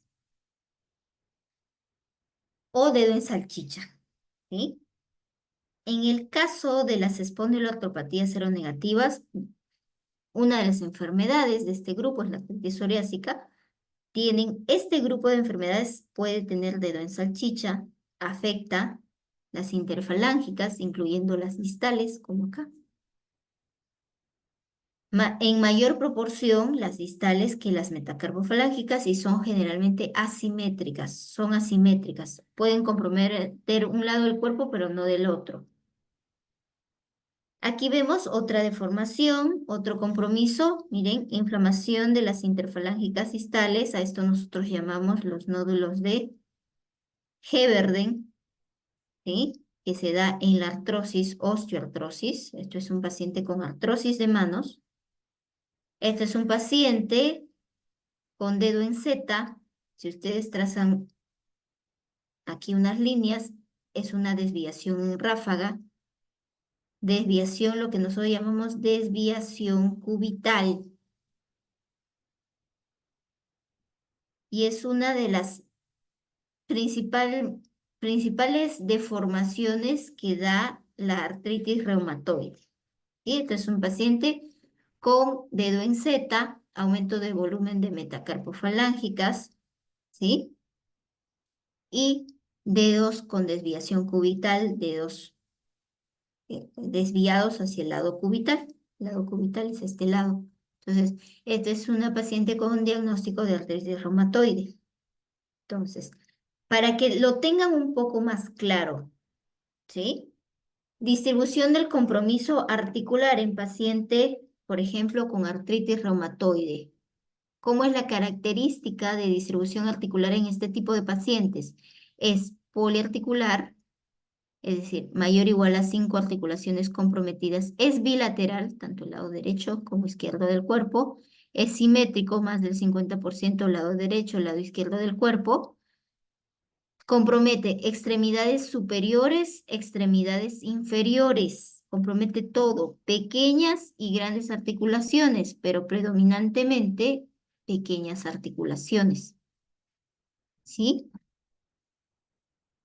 Las espondiloartropatías seronegativas. Dentro de este grupo están la espondilitis anquilosante, la artropatía por psoriasis, la artritis reactiva o enfermedad de Reiter y las asociada a enfermedad inflamatoria intestinal, que es la enfermedad de Crohn, y la colitis ulcerosa o ulcerativa, que también lo ven los gastros. Vemos estas dos patologías tenemos en común. ¿Qué tienen este grupo de pacientes? Tienen un compromiso oligoarticular, que quiere decir, tienen 2 a 4 articulaciones inflamadas, unilateral, asimétrico, ¿sí? No es simétrico como la R, y principalmente de grandes articulaciones y inicia en miembros inferiores. Aquí si se dan cuenta, la R es de pequeñas articulaciones y aquí es de grandes articulaciones. Enfermedad por cristales o enfermedades difusas de tejido conectivo. Aquí está la gota, la pseudogota, ¿sí? No tienen un patrón definido, ¿sí? Pero excepto que en la enfermedad por depósito de cristales algunas articulaciones están afectadas con mayor frecuencia, como dice acá. Se refiere a que la gota afecta principalmente, inicia, mejor dicho, en miembros inferiores y va ascendiendo, ¿sí? Y generalmente se den varones. Aquí, ¿no? La distribución secuencial en una articulación debut en gota inicia en miembros inferiores hasta en un 50-70% de los casos, principalmente la primera metatarsofalángica, el primer dedo, la primera articulación en el dedo gordito, ¿sí? Eso lo van a ver en clase. Compromiso articular, patrón de compromiso. Cuando el compromiso es aditivo, se va agregando. Primer día, metacarpofalángica. Segundo día o la semana siguiente, las muñecas, los codos, se va agregando. Es aditivo. Probablemente sea una artritis reumatoide. Migratorio, ¿sí? Hay pacientes, adolescentes o niños hospitalizados, nos llaman con interconsulta de reumatología y nos dicen en la interconsulta, ¿no? Figura paciente con monoartritis de rodilla. ¿Vas? ¿No? Y no es monoartritis de rodilla, sino es una monoartritis de tobillo. Y no es que no haya tenido la monoartritis de rodilla, al día siguiente desapareció y ahora está en el tobillo, es migratorio. Probablemente, y más aún si fuese un paciente con síndrome de Down, una artritis migratoria nos puede sugerir una neoplasia. Ahora, si es intermitente, aparece por periodos. El paciente varón, joven de 40 años, te dice, ¿sabe qué? Yo tuve una artritis de rodilla, se me inflamó la rodilla a los 20 años. Luego a los 27, ¿sí? Desapareció y luego a los 27 y ahora tengo 34 y otra vez lo tengo inflamado. Es intermitente. Aparece, desaparece, aparece, desaparece. Sospechen de enfermedad por cristales. Aquí está la gota y la pseudogota. Entonces, por eso todos estos datitos es importante que los sepan porque los va a dirigir a ciertas enfermedades. Síntomas fuera de proporción. Estos síntomas fuera de lugar o de proporción nos van a ayudar también, ¿sí? Para el diagnóstico diferencial. Por ejemplo, nosotros sabemos que en la polimiositis, que es una enfermedad inflamatoria, en realidad no causa mucho dolor, no causa dolor, no causa mialgias ni artralgias. Lo que tu paciente tiene es debilidad del músculo. No tiene fuerza para levantarse, para pararse, para subir escaleras, para cambiarse, para peinarse. No tiene fuerza. Le preguntas, ¿le duele? No, no me duele. pero no puedo caminar, no puedo subir a las escaleras, viene en silla de ruedas. Debilidad muscular, inflamación del músculo, polimiositis. Entonces, pero si ese paciente que viene, tú sospechas polimiositis, pero a la vez dice, me duele mucho las articulaciones, probablemente este dato que te diga, me duele, sea otro diagnóstico que no sea polimiositis. O sea, son datos adicionales que tu paciente te va a dar y vas a decir, yo leí teóricamente que es así, pero mi paciente, este síntoma que tiene está fuera de lugar, ¿no? Que me hace pensar en otro diagnóstico. ¿Sí? A eso se refiere esta diapositiva. Entonces, en cuanto a los síndromes articulares, existe una monoartritis aguda, una monoartritis crónica, una oligoartritis, una poliartritis aguda y una poliartritis crónica. En el caso de la poliartritis crónica, ustedes tienen que ponerle el apellido. ¿Es una poliartritis crónica simétrica o asimétrica?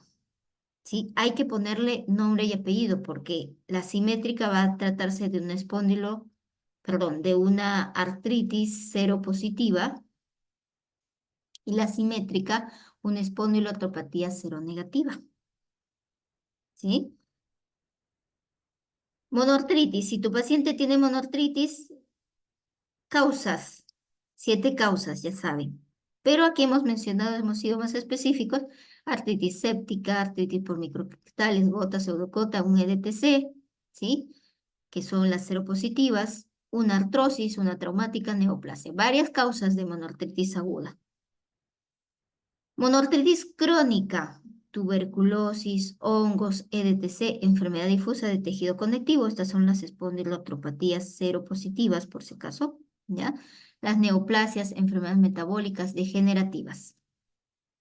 Oligoartritis, las espondiloartritis seronegativas, dentro de esta la reactiva, las espondiloartritis seropositivas, las EDTC, enfermedades difusas de tejido conectivo, artritis Sjögren, enfermedad por cristales, endocarditis, brucelosis, neoplasia, leucemia y linfomas. Existen muchas causas, entonces, al hacer el examen clínico y hallar otros datos sistémicos, ustedes van a poder hacer la disquisición clínica de qué se trata, cuál de todos es. Si es aguda, es una poliartritis aguda. Si es aguda, piensen en virus. Si es aguda, piensen en EDTC. ¿Sí? Si es aguda, piensen en cristales. Existen otras causas también. Si es crónica, pero es asimétrica, espondiloartropatías seronegativas. Espondilitis anquilosante, reactiva, psoriásica, asociada a enfermedad inflamatoria intestinal y la indiferencia. En esas 5 se clasifican las espondiloartropatías seronegativas. Crónica simétrica, puede ser cristales. Crónica simétrica, la endocarditis bacteriana. Por la artritis crónica simétrica, lo que nosotros llamamos síndrome reumatoide, parecido a la artritis reumatoide, ¿no? Causas vasculitis, causas artritis, causas lupus, espondiloartritis Sjögren, ¿sí? Causas de infecciosis Brucela, causas metabólicas hipotiroidismo, causas artrosis. Aquí otras causas, polimiositis, dermatomiositis, enfermedad mixta de tejido conectivo, polimialgia reumática. ¿Sí? Ahora, con todas las diapositivas anteriores, les he dado buena información para que ustedes puedan diferenciar, pero me imagino que la información ha estado como que algo prolija. Ahora, esa información prolija y desglosada que les he dado, el resumen está aquí. Este es un cuadro, ¿sí? ¿Qué les va a hacer agrupar a 2 grupos de enfermedades reumatológicas? El patrón cero positivo y el patrón cero negativo. ¿Por qué llamamos patrón cero positivo a este grupo de enfermedades? Porque todas ellas tienen un factor reumatoide positivo. ¿Por qué llamamos a este grupo patrón cero negativo? Porque todas ellas tienen factor reumatoide negativo. ¿Y quiénes son estas enfermedades? El patrón cero positivo, la enfermedad difusa de tejido conectivo. Enfermedad difusa de tejido conectivo. En este grupo están la artritis reumatoide, el lupus, la esclerosis sistémica, el Sjögren, las miopatías inflamatorias, poli y dermatomiositis y la enfermedad mixta de tejido conectivo. En este grupo cero negativo, lo venimos mencionando ya desde antes, está la espondilitis anquilosante, la artritis reactiva, la artriopatía por psoriasis, la asociada enfermedad inflamatoria intestinal, dentro de ellas está la colitis ulcerativa y la enfermedad de Crohn, aquí, y la indiferenciada. Ahora, todas estas enfermedades tienen características comunes. Por ejemplo, este grupo cero positivo tienen artritis periférica. O sea, generalmente no comprometen la columna, ni cervical, ni dorsal, ni lumbar, ni sacroiliaca. Aunque existe una excepción que lo vamos a ver en artritis reumatoide, que es una excepción pequeñita, ¿ya? Las artritis son simétricas. El compromiso es sistémico, sí tienen compromiso sistémico, anemia, otros órganos o sistemas comprometidos.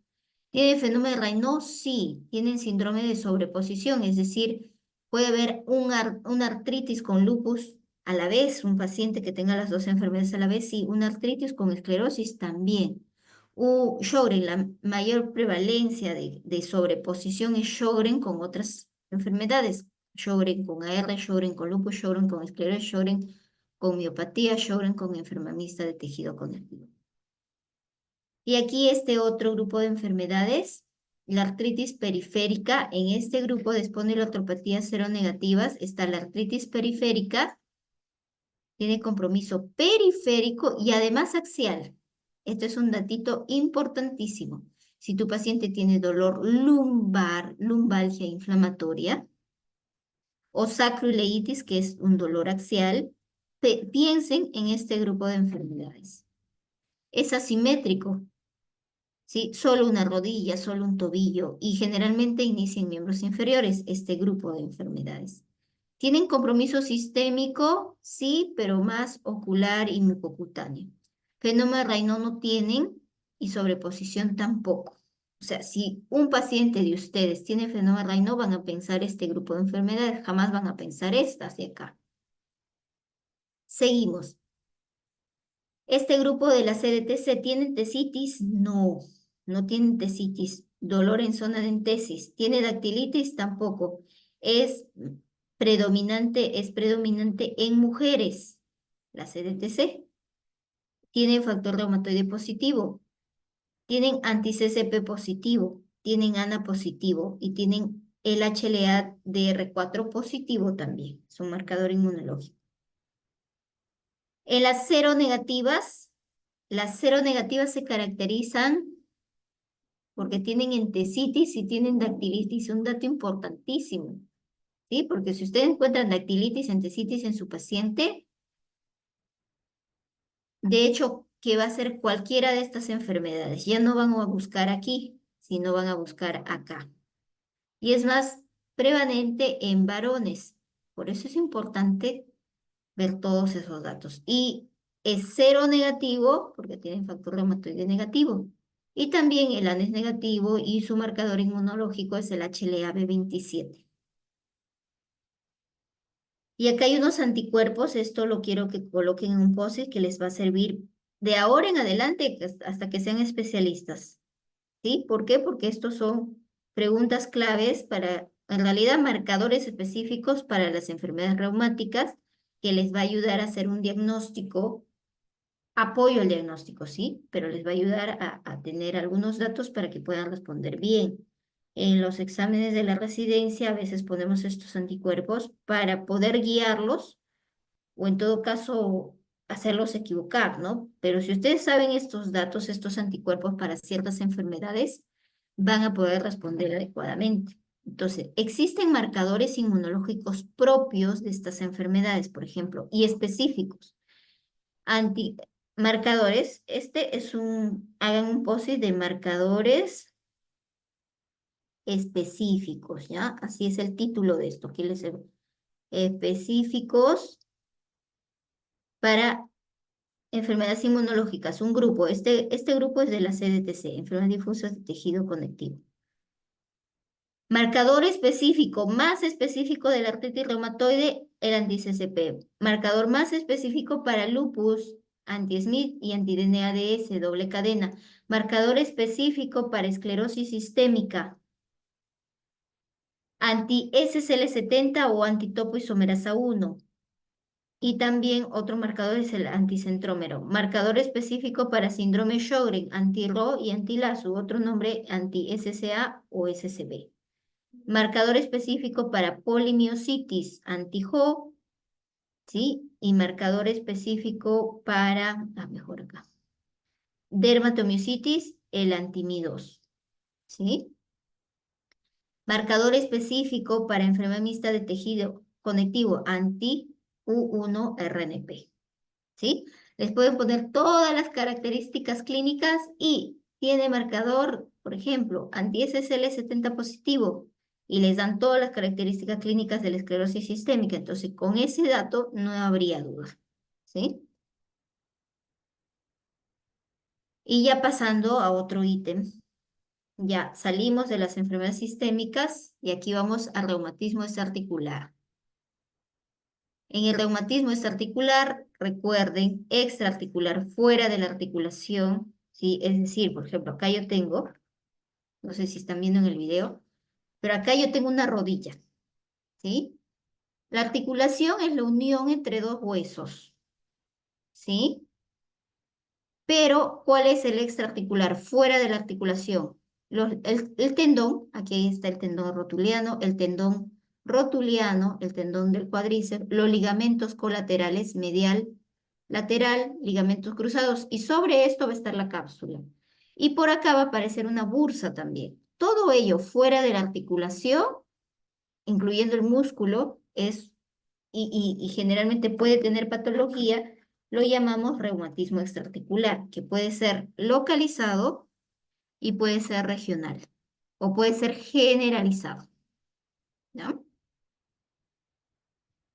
Entonces, si es dolor local, ¿no? Es una lesión periarticular, bursa, tendón, entesis, fascia, ligamento, cápsula.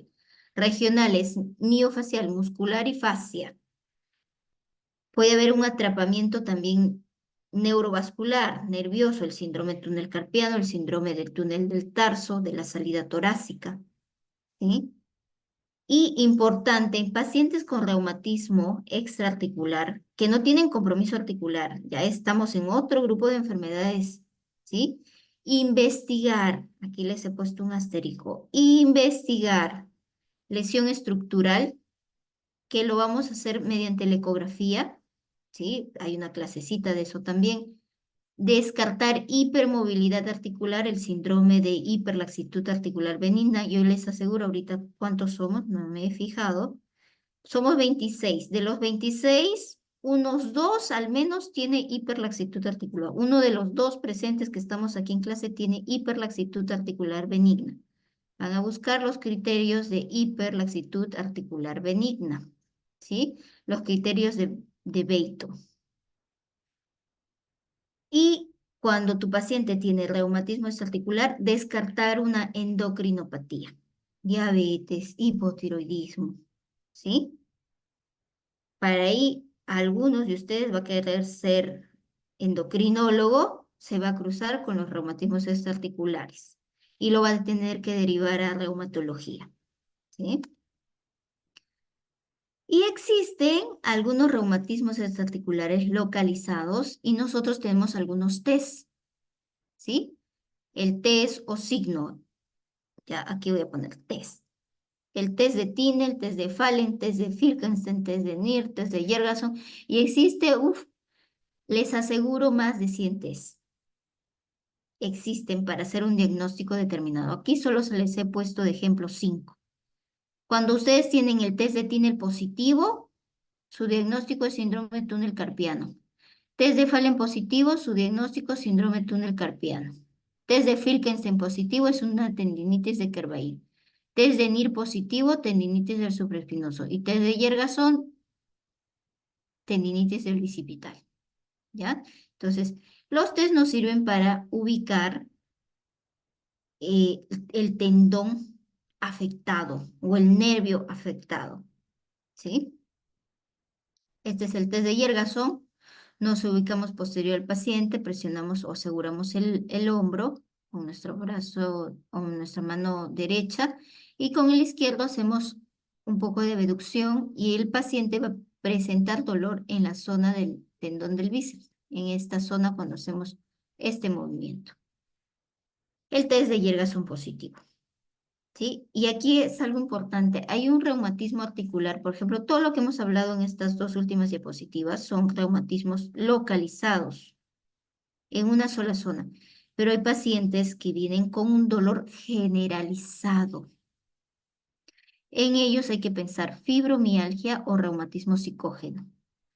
Pero les recalco desde el primer día de la clase, chicos, de ahora y para siempre, dentro de poco serán médicos.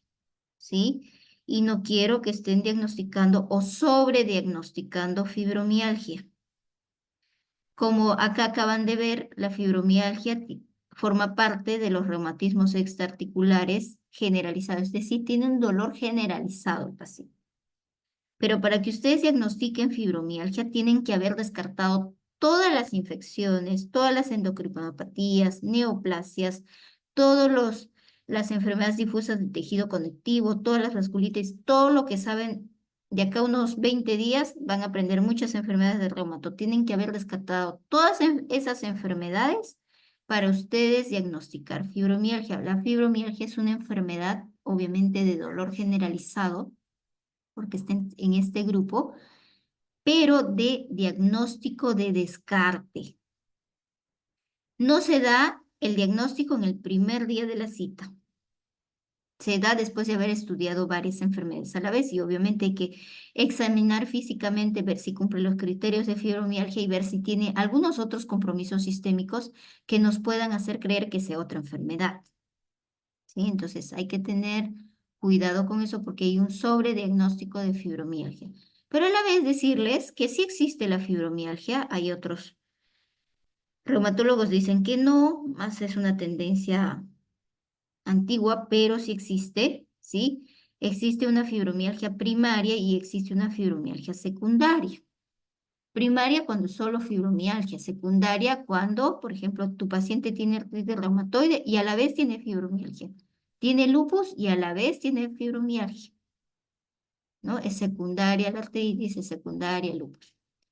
Entonces, como dice acá, si tiene tu paciente reumatismo extraarticular generalizado, excluir todas las EDTC, todas las seropositivas, ¿sí?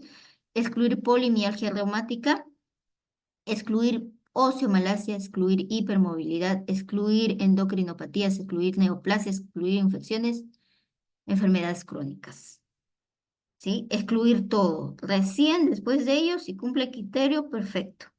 Ya se hace el diagnóstico. Entonces, haciendo un resumen de todo, una vez que ustedes hayan hecho su anamnesis, su examen físico, han ubicado sus signos, sus síntomas, han descartado si tiene compromiso sistémico, van a verificar si tiene compromiso articular o extraarticular. En el extraarticular, ver si es local o regional o si es generalizado, aquí está la fibromialgia. O si es articular, si es monoarticular, oligoarticular, poliarticular. Si es monoarticular, definir si es agudo, menos de 6 semanas. Si es crónico, más de 6 semanas. Y en el poli lo mismo, menos de 6, más de 6. Y en el crónico, ver si es simétrico o asimétrico. Aquí en el simétrico estarán las espondilortopatías seropositivas, es decir, las enfermedades difusas de tejido conectivo, que ya lo hemos visto ahí. Y aquí en el asimétrico estarán las espondilortopatías seronegativas, que ya saben qué enfermedades son. Entonces, este es el resumen. Y refinando su diagnóstico, por favor, no quiero que olviden verificar qué tipo de compromiso tiene.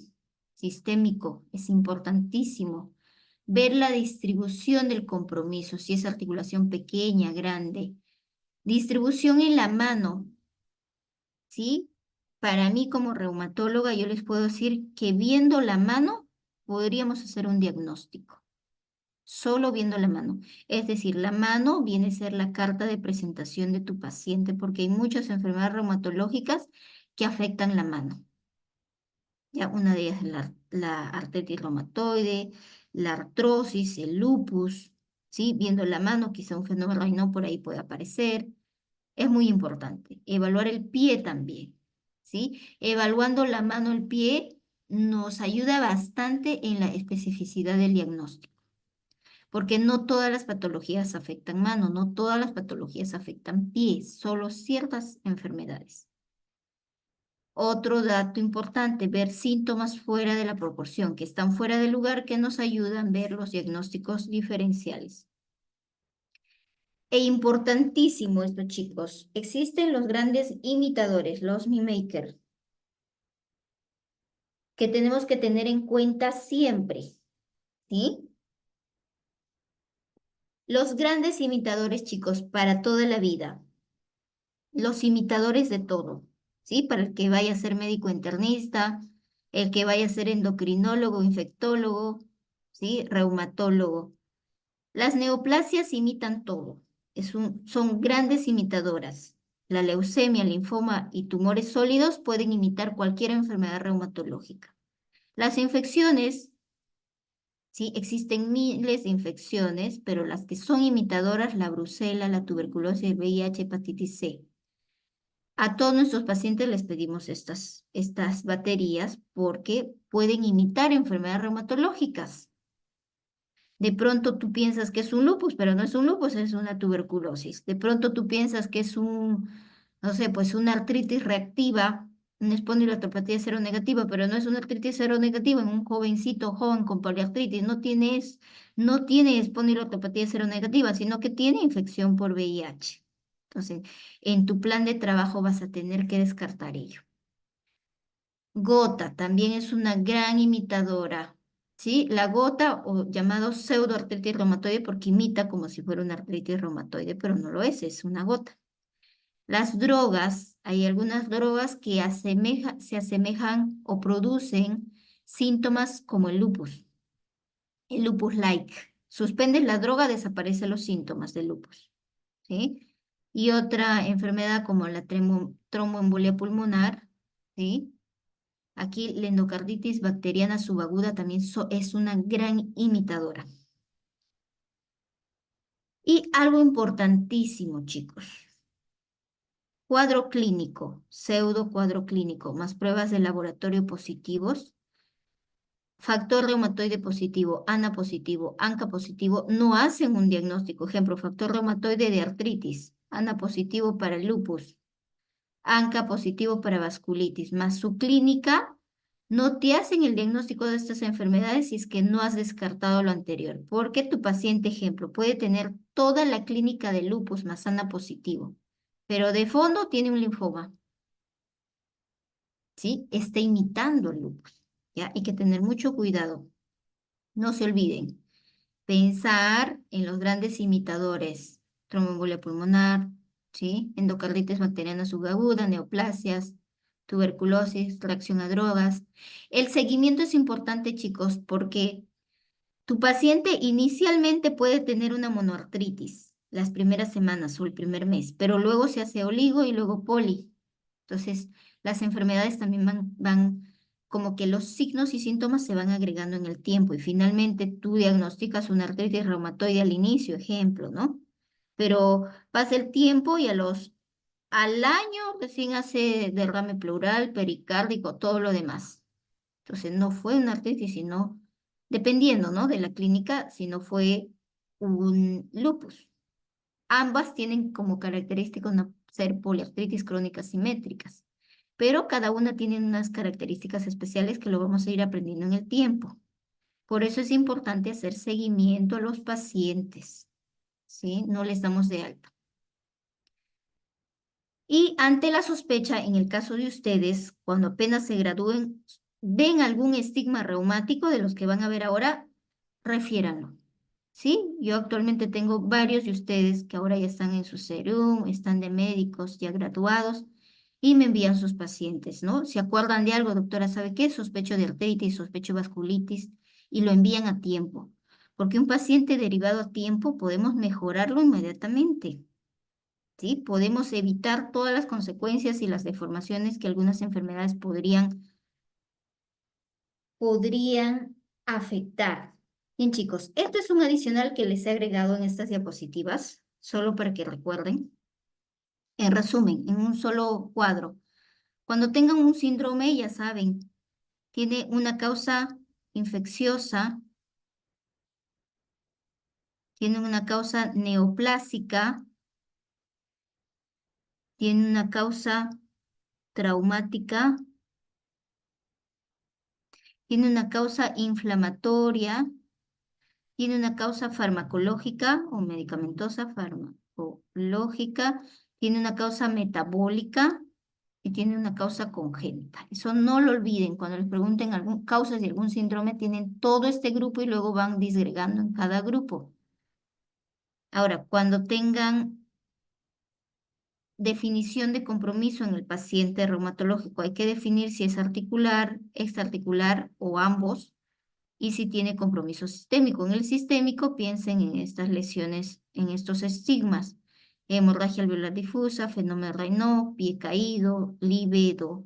Aquí hay artritis de metacarpofalángica simétrica, por ejemplo, y aquí también en las interfalángicas proximales. Esta es una paciente, una mano de una paciente con artritis reumatoide. Si tiene ojo rojo, pensar en enfermedad reumatológica, puede ser artritis, puede ser lupus, puede ser vasculitis. Cuando tiene compromiso dérmico también, como la púrpura, ¿sí?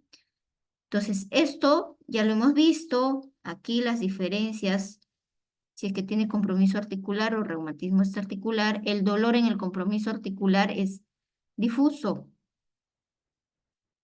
Movimiento tanto en activo como en pasivo. Aquí solo activo y aquí es el dolor localizado.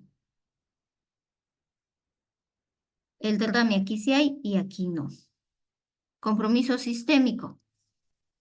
Lo que hemos hablado, ¿no? Completan compromiso en piel, pulmón, riñón, muscular, manifestaciones generales y vasculares. Basta que tenga algún compromiso y ustedes dirán, no solo es compromiso articular, también tiene un compromiso sistémico y por lo tanto podría ser una enfermedad sistémica, puede ser un EDTC, puede ser una espondilopatía seronegativa, puede ser un tipo de vasculitis. Y esto también es un resumen de lo que ya hemos visto, el patrón seropositivo. Aquí en este grupo, ¿quiénes están? Las enfermedades difusas de tejido conectivo, la artritis reumatoide, el lupus, el Sjögren, la enfermedad mixta de tejido conectivo, las miopatías inflamatorias. Aquí está la dermatomiositis y la polimiositis, ¿sí?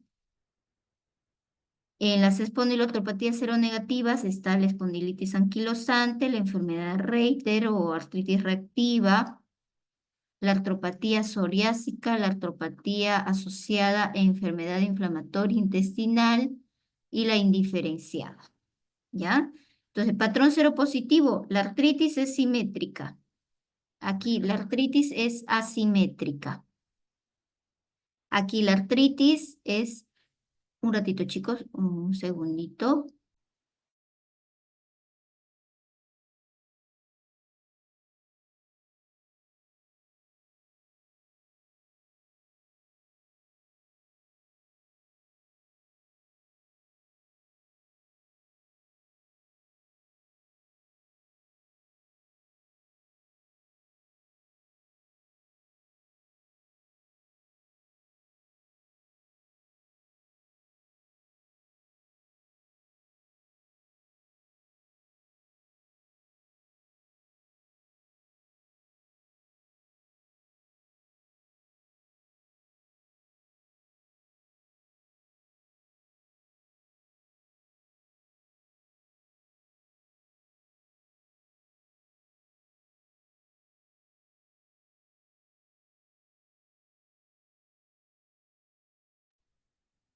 Chicos, agradecerles la espera.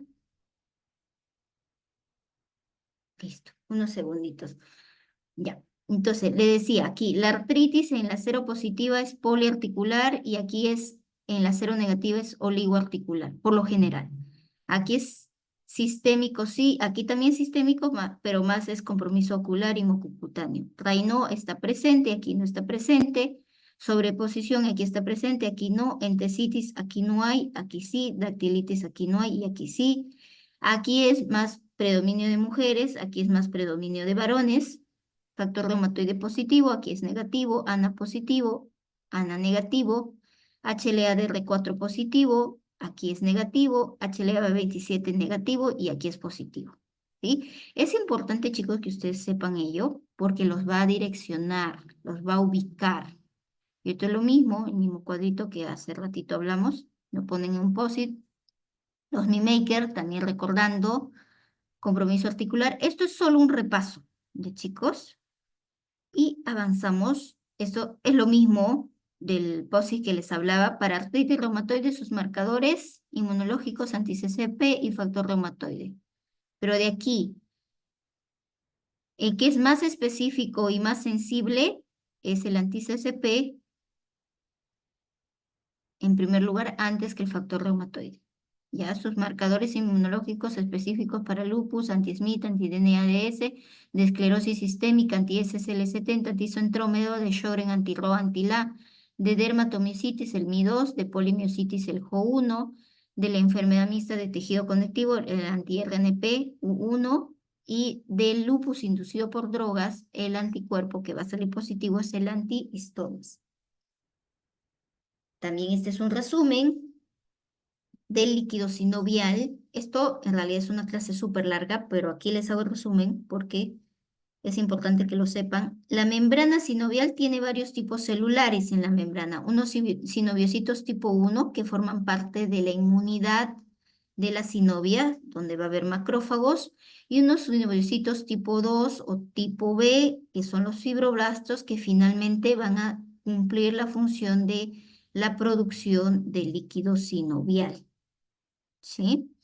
Entonces, la membrana sinovial va a estar presente en las articulaciones diartrodiales, las que tienen mucho movimiento, ¿sí? También va a estar presente la membrana sinovial en las vainas tendinosas, como en la porción larga del bíceps y también en las bursas, en las bolsas.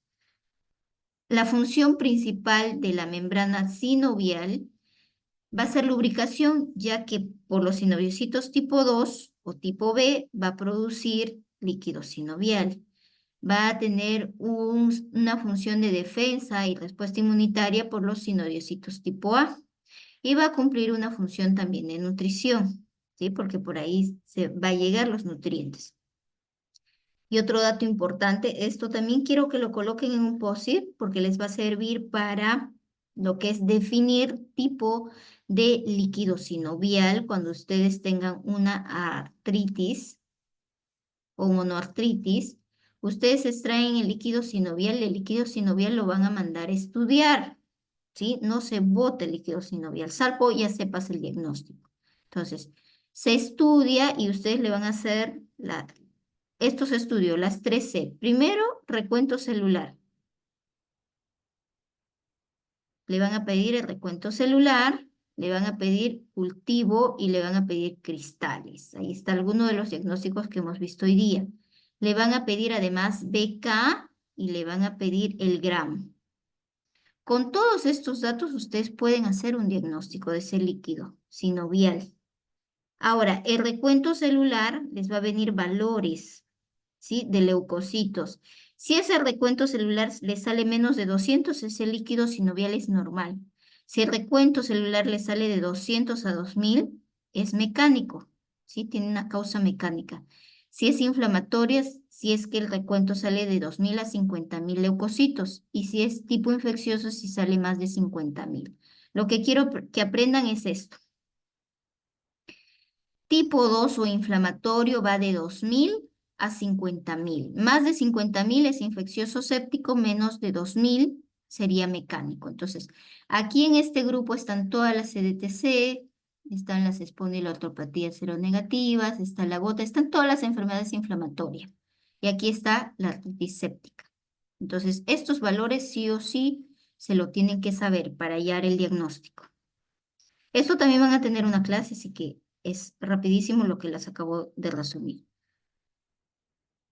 Y obviamente el líquido sinovial tiene características. Si es que es mecánico, va a ser amarillo, claro, la viscosidad va a ser alta porque no hay infección, ¿sí? La cantidad de leucocitos, ¿sí? Polimorfonucleares. Inflamatorio amarillo, pero va a ser turbio.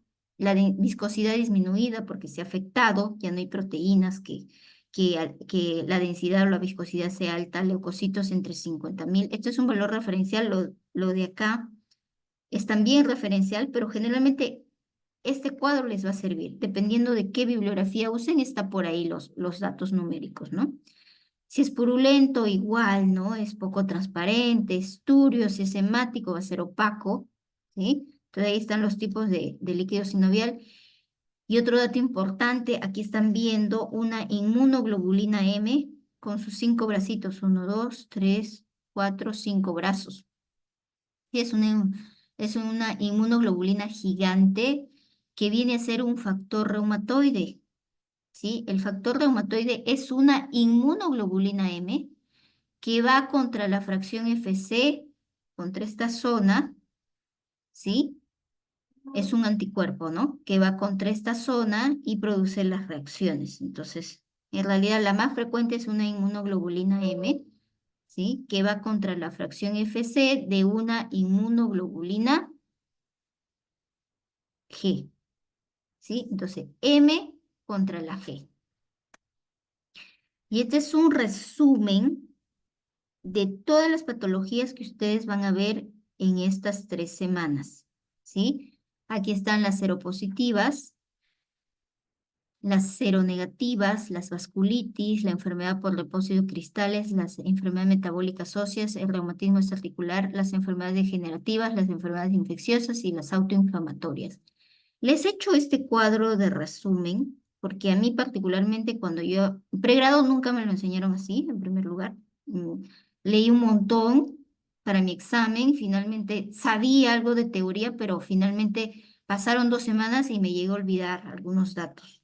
Llegó la residencia y era como empezar de nuevo, ¿no? Entonces, este cuadro no está en ningún libro, es un cuadro que lo he hecho yo para ustedes, porque a mí me ayudó bastante ubicarme, porque todas las enfermedades reumáticas, todas tienen dolor de huesos articulares, extraarticulares. Muchas de ellas tienen artritis, oligomonoartritis, poliartritis. ¿Cómo las ubico? ¿Cómo las ordeno? ¿No? En primer lugar, verificar si tiene criterios para este grupo, ¿no? Ya saben, acá hay unas características. En este grupo está el lupus, la artritis, el Sjögren, la esclerosis sistémica. Si es difusa, porque hay 2 tipos ahí, tiene marcador anti-SSL70, si es limitada, anticentrómero. Si es miopatía, ¿qué tipo de miopatía es? Dermatomicitis, polimiositis, miopatía por cuerpo de inclusión.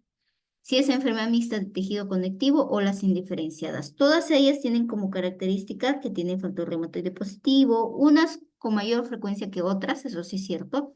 Algunas pueden tener ANA positivo, o todas HLA-B27 positivo, todas tienen fenómeno Raynaud y todas tienen poliartritis crónica. Y en este otro grupo está la espondilitis anquilosante, la enfermedad reitero, artritis reactiva en general, artropatía psoriásica, enfermedad inflamatoria intestinal, dentro de ellas está la colitis ulcerativa, enfermedad de Crohn, la indiferenciada, y todas ellas tienen factor reumatoide negativo, ANA negativo, el HLA-B27 si es positivo, ¿sí? El fenómeno Raynaud no está presente y su presentación clínica articular va a ser oligoarticular. El otro grupo importante son las vasculitis. Dentro de las vasculitis, chicos, está la vasculitis vasogrande. Aquí les he puesto las 2 más importantes, arteritis de la temporal o de Horton o arteritis de vaso gigantes, arteritis de Takayasu. Vaso mediano, la panarteritis nodosa, pan con N, y la enfermedad Kawasaki, que es en niños, ¿no? Vaso pequeño, PAM con M, poliangiitis microscópica, granulomatosis con poliangiitis, antes llamada Wegener, granulomatosis con poliangiitis eosinofílica, antes llamada Schur-Strauss, y la púrpura de Helmut. Existen otros tipos de vasculitis, pero estas son las principales que sí o sí deben de saber. Las enfermedades por depósito, la gota, la pseudogota, las enfermedades metabólicas, osteomalacia, osteoporosis, enfermedad de Piaget, reumatismo extraarticular, si afecta algún tendón de todo nuestro sistema musculoesquelético, las bursas, los esguinces, la capsulitis, la fascitis, la artrosis, las infecciosas, artritis séptica y las enfermedades autoinflamatorias, que lo he puesto al final porque no es prevalente en Latinoamérica, por lo general, pero sí en Europa, y es bueno que lo conozcan. Ahí está la enfermedad de Still, que sí tenemos pacientes con enfermedad de Still. Fiebre mediterránea familiar también. No tenemos, pero es bueno que lo sepan. Entonces, si se dan cuenta, Todas estas enfermedades están ubicadas como para que ustedes, el primer día de clase, porque ya es la primera clase, el primer día de práctica, ustedes se puedan ubicar, ¿no? Lleven esta tablita a ver en dónde está ubicado este paciente. Pero lo que sí les puedo decir es que el mayor porcentaje de pacientes está ubicado aquí, en la consulta externa. En la hospitalización, estos de acá. Y a veces también un pequeño porcentaje están acá, pero ya están monitorizados, están más estables. ¿Sí? Listo, chicos. Esta es la última diapositiva. Es Jean-Pierre Renoir. Es un pintor exitoso, muy famoso. ¿Sí? Es un pintor francés que por los años 1800, ya finales 1892, casi en sus 20 últimos años de vida, le dio la enfermedad. ¿Qué enfermedad tienen aquí? Si alguien lo puede sospechar, hemos visto poco, pero yo creo que es suficiente como para que puedan hacer su diagnóstico. Aquí, ¿qué deformidad tiene este paciente? Muy bien, Romina dice artritis reumatoide, muy bien. Aquí hay una deformidad que se llaman dedos en cuello de cisne y aquí dedos en Z. El dedo en Z solo se da en el pulgar. Y aquí, bueno, está dobladito hasta la muñeca, está en una silla de ruedas para esa época, ¿no? Y bueno, Jean-Pierre Renoir le dio en sus 20 últimos años de vida artritis reumatoide, estaba atado a esa silla de ruedas, pero les coloco aquí, chicos, porque es una persona digna de seguir, ¿no? Porque es una persona que a pesar de las circunstancias, del dolor, porque es una enfermedad que para la época era muy dolorosa y deformante, ahora actualmente podemos evitar lo que sea deformante y tratado a tiempo, pues podemos evitar todas las consecuencias, que para la época, pues a pesar de las molestias, estaba muy motivado de hacer lo que a él le encanta, le apasiona, ¿no? Hacer las grandes pinturas majestuosas que tenemos en la actualidad, más de 100 pinturas magistrales, y que a pesar del dolor que tenía, él por su pasión de pintar lo hacía. Entonces, es un ejemplo de motivación para nosotros, para que si estamos sentados el día de hoy escuchando la clase de reumatología, parte de la medicina interna, pues sigamos en ese ímpetu de seguir estudiando lo que nos apasiona, que es la medicina, ¿sí? No este, por nada, estamos ya cerca de 1:30 escuchando la clase y es un súper resumen que les he hecho el día de hoy. El delegado, por favor, la delegada que me escriba para pasarle el PDF para que ustedes puedan ir estudiando. ¿Ya? Es un resumen súper completo de todo lo que van a llevar en reumato y ahora, de ahora en adelante, lo vamos a ir desglosando clase por clase. Una clase de artritis, una clase de esclerosis, una clase de lupus y ya están ubicados y ya saben las características generales, pero realmente que les sirva y vamos a estar en conversaciones internamente con los chicos de práctica y los que quieren escribir también, ¿ya? Listo, chicos, les agradezco su atención, muchas gracias, nos estamos viendo en las prácticas. Gracias, doctora. Muchas Muchas gracias, gracias, doctora. doctora. Y chicos, si tuvieran alguna pregunta, es el momento, ¿sí? O si no, tienen mi número, le piden a la delegada y me van consultando, ¿ya? Muy bien, sigan estudiando, creo que tienen que almorzar para ir a su clase de la tarde. Listo, chicos, un abrazo, cuídense mucho, un gusto hacerles la clase el día de hoy. Gracias, doctora. Cuídense, gracias a ustedes.